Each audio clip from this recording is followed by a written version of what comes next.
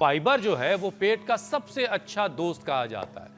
तो स्वामी जी जरा पेट को और आंतों को एक्टिव करने वाले जो अभ्यास हैं उनको करवाते हैं। जरा ये बताइए कि अमित और दीपिका कुछ सॉल्युबल और नॉन सॉल्युबल फाइबर के बारे में बता रहे थे, ये क्या भला है, जरा ये भी समझाइए लोगों को, घुलनशील और अघुलनशील फाइबर। तो देखो, कुछ चीज़ें वाटर सोल्यूबल होती है, कुछ चीज़ें फैट सोल्यूबल होती है, और कुछ चीज़ें घुलनशील होती है, कुछ चीज़ें घुलनशील नहीं भी होती, लेकिन वो फाइबर का काम करती है। जैसे अब अमरूद का बीज है, ये सोल्यूबल फाइबर नहीं है, लेकिन अमरूद का बीज गया तो खुद लुढ़कता हुआ अपने चारों तरफ का जो भी पेट में मल है उसको नीचे लुढ़का देता है। तो जो बीज हैं, जैसे आपने अमरूद के बीज खाए, जैसे आपने ये तुलसी, चिया सीड, वो आपने घोल करके रात को पानी में डाल दिया और घोल दिया और सुबह उसको पी लिया, तो ये थोड़ा सा अंश उसका घुलनशील होता है, बाकी वो बीज ऊपर से नीचे निकलेंगे। लेकिन वो क्या होगा, वो ऐसा होगा जैसे एक वो बिल्ली को, ये गए थे हमारे इंडोनेशिया में, क्या था उस बिल्ली का नाम, जो उसको उसके बीज खिलाते हैं ना कॉफ़ी के, और वो कॉफ़ी 5 लाख रुपए किलो बेचते हैं।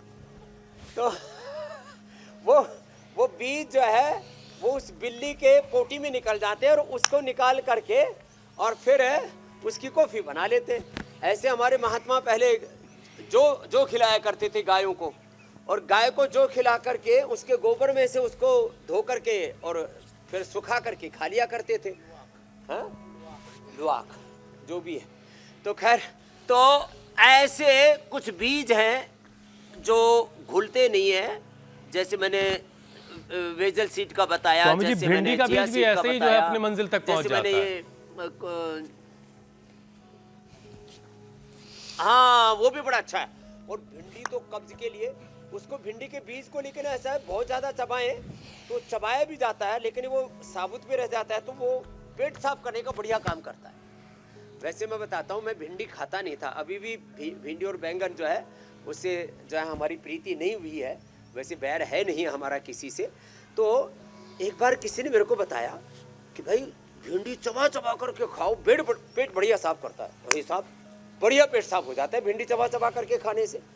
और हाँ, थोड़ी सी हरी मिर्च, थोड़ी सी लाल मिर्च लो, वो भी पेट बढ़िया साफ हो जाता है उससे भी। तो देखो, ये चीज़ें हैं तो बड़ी ज़बरदस्त।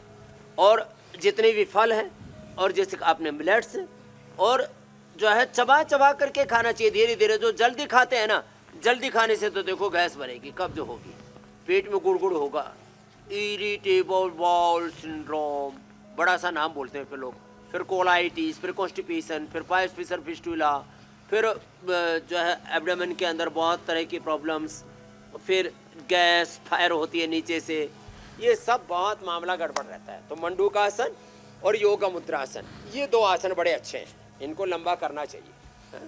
और पीछे वाले तो हमारे जो है सन्यासी सोमेदेव जी और महात्मा जी, आप तो मुकुंद देव जी गोमुखासन करो और आप मंडूकासन करो जी। मंडूकासन, योग मुद्रासन, विरक्त देव जी हमारे यहाँ के गुरुकुल के प्राचार्य हैं, आगे थोड़ी टिक जाए देखो ऐसे। और कपाल भाती कर रहे हैं हमारे, अनुलोम विलोम कर रहे हैं पीछे स्वामी हमारे मित्र देव जी, कपाल भाती अनुलोम विलोम ऐसे। पवन मुक्तासन करो जी महात्मा जी। देखो, बैठ करके मंडूकासन योग मुद्रासन, लेट करके पवन मुक्तासन, उत्तान पासासन, लगातार करना है 1-2 मिनट, थोड़ा सा करने से बात ना बनेगी।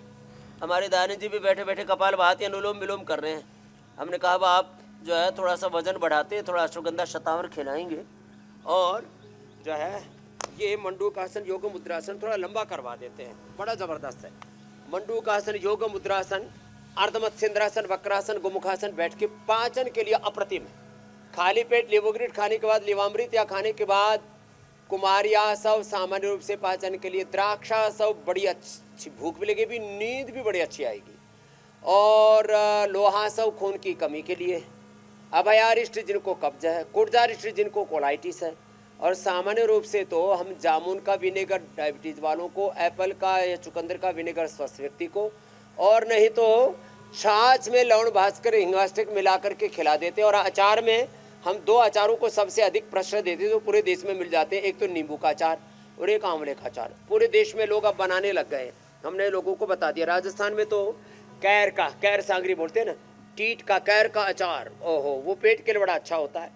तो अचार भी हेल्दी खाएं और आचार विचार दोनों ही अच्छे रखें। तो ये अर्धमत्स्येंद्रासन, वक्रासन, गुमुखासन, खाने के बाद वज्रासन में बैठे, थोड़ी पिंडली दबा लिया करें, या खाने के बाद वज्रासन में बैठे, हाँ गर्दन सीधे रखो महात्मा जी, विरक्त देव जी, ऐसे। तो लंबा अभ्यास करने से पहले ही दिन से पेट की गुड़गुड़ बंद। पेट में बड़ा घोटाला रहता है, आजकल घोटालों की बड़ी चर्चा है। चंदा चोरी में घोटाला हो गया जी। अच्छा, एक ही घोटाले की बात कर रहे हैं, पूरे देश में करीब करीब 10-11 लाख मंदिर हैं, उसमें 1 लाख से ज्यादा मंदिरों पर तो सरकारी नियंत्रण है, गवर्नमेंट ने अधिग्रहण कर रखे, उनमें भी घोटाला चल रहा है और भी घोटाले चल रहे हैं। जो बाहर घोटाले हैं उनसे बचाना, अपने तीर्थों के तीर्थत्व की, अपने देवस्थानों के देवत्व की रक्षा करना, लेकिन भाई अपनी भी तो रक्षा करो, आत्म सुरक्षा भी करना। तो सब घोटाले, जो योग करेगा, कर्म योग करेगा, प्रामाणिकता से पवित्रता से जीवन जिएगा, ना तो भीतर घोटाला करेगा, ना भीतर घोटाला होगा, ना बाहर घोटाला होगा। ये है योग की महिमा। बहुत शानदार स्वामी, बहुत मंडूकासन शानदार। से लेकर के गोमुखासन तक, और पवन स्वामी जी, मुक्तासन, उत्तान पादासन लंबा करना।